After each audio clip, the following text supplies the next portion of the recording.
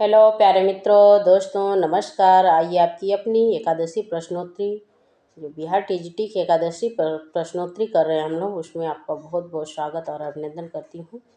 तो चलिए आइए स्टार्ट करते हैं। सबसे पहला प्रश्न, जैसा कि आप लोग देख पा रहे होंगे स्क्रीन पे, कि पहला प्रश्न लिखा हुआ है बिहार टीजीटी में, जातस्य ही ध्रुवो मृत्यु इति सूक्तिः अस्ति।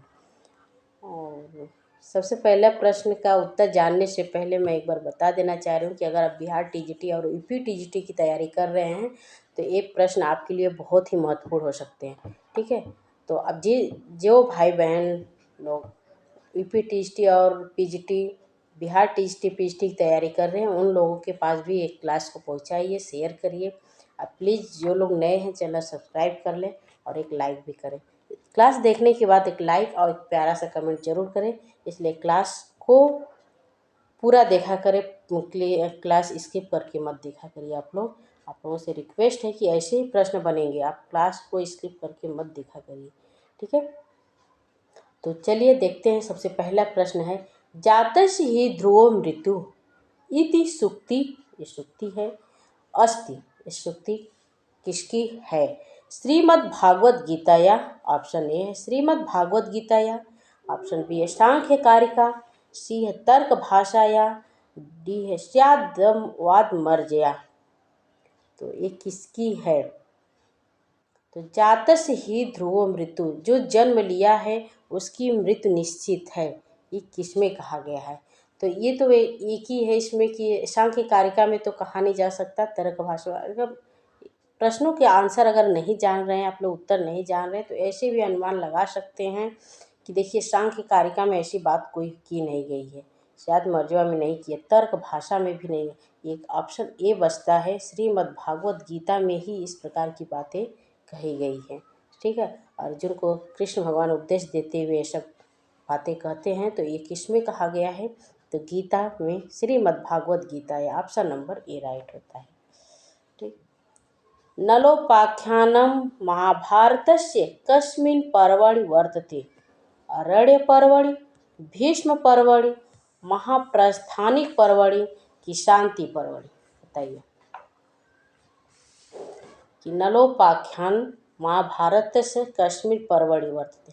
सबसे पहले आपको ये बताना है कि महाभारत में कितने पर्व हैं, महाभारत में कितने पर्व हैं, और नलोपाख्यान नामक जो पर्व है ये किस में है, किस पर्व में? नलोपाख्यान महाभारत के किस पर्व में कहा गया? आरण्य पर्वणि, भीष्म पर्वणि कि महाप्रस्थानिक पर्वणि की शांति पर्वणि? बताइए। तो ऑप्शन नंबर ए इसमें राइट होता है, आरण्य पर्व। और महाभारत में कितने पर्व हैं? तो महाभारत में कुल 18 पर्व हैं। तो इसको जानते रहिए, महाभारत में 18 पर्व हैं। मधुसूदन किसे कहा गया है? देखिए ऐसे भी प्रश्न पूछे जाएंगे कि मधुसूदन किसे कहा गया है, और भी हैं सब। तो बताइए, इस प्रकार के प्रश्नों पे आप लोग ध्यान दीजिएगा कि मधुसूदन किसे कहा गया है? कृष्ण को, कि शंकर को, कि इंद्र को, कि अर्जुन को? तो अर्जुन को क्या कहा गया, इंद्र को क्या कहा गया, शंकर को क्या कहा गया है? ये सब प्रश्नों पे याद रखिए। तो इसमें जो मधुसूदन कहा गया है, यह कृष्ण भगवान को कहा गया है, श्री कृष्ण को मधुसूदन कहा गया है। ठीक है। एकलव्यम मां समः गम, इसमें एकलव्यम शब्द है। एकलव्यम शब्द क्या है? एकलव्यम मां समः गम, इसमें एकलव्यम शब्द का अर्थ बताना है। एकलव्यम जो है इसका अर्थ क्या होगा? बताइए। बर्बरता होगा, नपुंसकता होगा, कि क्षुद्रता होगा, कि वीरता होगा? एकलव्यम का अर्थ क्या होगा?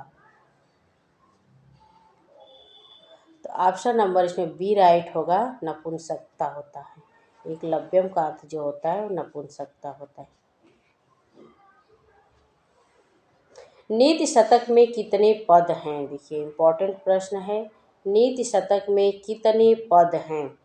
पदों से ऐसा प्रश्न बनेगा कि नीति शतक में पद कितने पद हैं? 100 हैं, 101 हैं, 113 हैं, कि 111 हैं?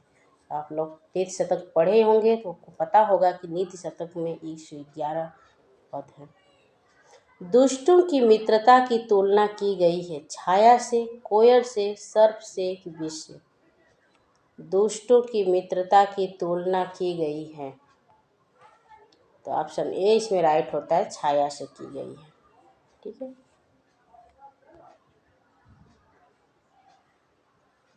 आइए नेक्स्ट प्रश्न हमारा है,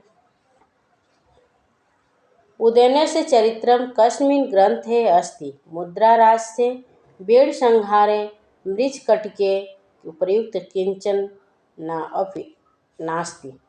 देखिए इन विकल्प पर भी ध्यान दीजिएगा कि इसमें क्या पूछा जा रहा है कि उदयनस्य चरित्रम कस्मिन् ग्रंथे अस्ति, उदयन का चरित्रण किस ग्रंथ में कहा किया गया है। मुद्राराज से, वेड संहार है कि मृच्छकटिके के उपयुक्त में से कोई नहीं।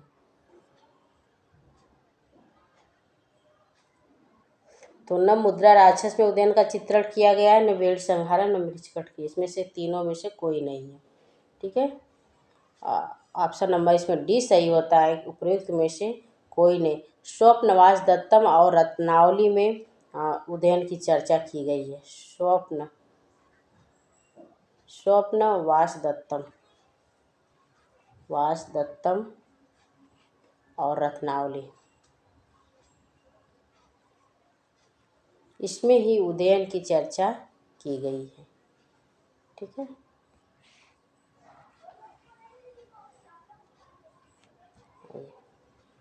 नैषधि चरितम विभक्तम अस्ति, नैषधि चरितम विभक्त है। नैषधि चरितम किस में विभक्त है, सर्गों में है, कांडों में है, कांडेषु अध्यायेषु उपर्युक्त एकस्मात् अधिकम कि उपर्युक्त में से एक से अधिक विकल्प सही हैं। नैषधि चरितम विभक्तम अस्ति किस में विभक्त है बताइए। तो नैषधि चरितम जो है वह सर्गों में विभक्त है। इसमें कितने सर्ग हैं, तो इसमें कुल 22 सर्ग हैं। नैषधि चरितम में कुल 22 सर्ग हैं। अब यहीं पे पूछा जाए कि रघुवंशम में कितने सर्ग हैं। देखिए ऐसे प्रश्न बनेंगे, ठीक है, ये नहीं कि यही प्रश्न बनेगा, मतलब ऐसे सर्गों से, कांडों से संबंधित प्रश्न बनेंगे। ठीक है, रघुवंशम में कितने सर्ग हैं, तो रघुवंशम में 19 सर्ग हैं। किरातार्जुनीयम में कुल कितने सर्ग हैं, तो किरातार्जुनीयम में है कुल 18 सर्ग हैं। ठीक है, कांडों से पूछा जाए, महाभारत में कितने कांड हैं, पर्वों से पूछा जाए, तो पर्वों से, कांडों से, सर्गों से इस प्रकार से प्रश्न बनेंगे, तो इसको आप लोग ध्यान रखिए। चलिए अगले प्रश्नों पर चलते हैं।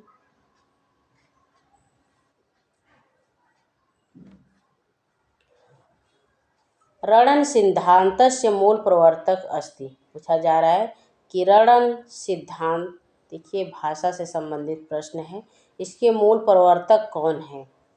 प्लूटो है कि रूसो है कि रेनन है कि उपयुक्त में से एक से अधिक हैं। तो जो रणन सिद्धांत के जो प्रवर्तक हैं वह हैं, हाँ, रणन सिद्धांत के जो प्रवर्तक हैं वह प्लेटो हैं। ऑप्शन नंबर ए राइट होगा। रणन सिद्धांत के जो प्रवर्तक प्लेटो, और रूसो का है जो संकेत सिद्धांत के जो प्रवर्तक हैं रूसो हैं। और रेनन सिद्धांत ध्वनि पे इन्होंने आपत्ति की थी, ध्वनि सिद्धांत पे इन्होंने आपत्ति किए थे रेनन ने। ठीक है, तो ऐसे प्रश्नों पे आप लोग ध्यान रखिए। करुणस्य मूर्तिरथवा, यह सूक्ति किसके लिए है। करुणस्य मूर्तिरथवा, बताइए। करुणस्य मूर्तिरथवा, यह उक्ति किसके लिए है। शंभुक के लिए है कि तमसा के लिए है कि सीता के लिए कि भागीरथी के लिए। करुण स मूर्तिरथवा, करुण की मूर्ति है, दया के पात्र हैं, दया की वो मूर्ति है, ऐसा किसके लिए कहा गया है। शंभुक के लिए, तमसा के लिए, सीता के लिए कि भागीरथी के, तो ये सीता के लिए कहा गया है। ऑप्शन नंबर इसमें सी राइट होगा, ये सीता के लिए कहा गया। देखिए यहीं पे प्रश्न इस प्रकार से भी पूछा जा सकता है कि शंभुक किसका पात्र है, रामायण का है, कि उत्तरामचरितम का है, कि किरातार्जुनीयम का है, कि नजदीचरितम का है।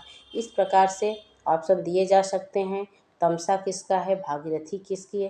तो इन पात्रों का भी आप नाम लिख याद रखिए कि इन ये सब जो पात्र हैं ये किसमें किसका चरित्र चित्रण किया गया है, किस पे इनका नाम आया हुआ है। ठीक है। तो अगला हमारा प्रश्न है, किशलय इव मुग्धम बंधनात् विप्रलूनम हृदय कमल शोषी दारुणो दीर्घ शोक। श्लोक है ये। और ये श्लोक कहाँ से उद्धृत है, किस ग्रंथ से लिया गया है। किशलम इव मुग्धम बंधनाद विप्रलूनम हृदय कमल शोषी दारुणो दीर्घ शोक। यह जो श्लोक है किससे उद्धृत है, अभिज्ञान शाकुंतलम रघुवंशम कि उत्तरामचरितम। तो अगर आप थोड़ा भी उत्तरामचरितम का अध्ययन किए हैं तो उसमें तृतीय अंक में आया हुआ है कि किशलमी मुग्ध बंधनात् विप्रलूनम हृदय कमल शोषी दारुण दीर्घ शोक। ऑप्शन नंबर इसमें डी राइट होगा। ठीक है। तो ये थे आज के एकादशी प्रश्नोत्तरी में 11 प्रश्न। अब बहुत ही महत्वपूर्ण प्रश्न है, इसलिए क्लास को स्किप न करके पूरा देखा करिए। आपके लिए बहुत ही महत्वपूर्ण प्रश्नों को मैं लेकर आती हूँ। ठीक है। तो जल्दी से इस क्लास को लाइक करिए, शेयर करिए, और जो लोग नए हैं प्लीज़ चैनल सब्सक्राइब करें। चलिए मिलते हैं अगले क्लास में, तब तक के लिए नमस्कार, जय। और आपका दिन शुभ।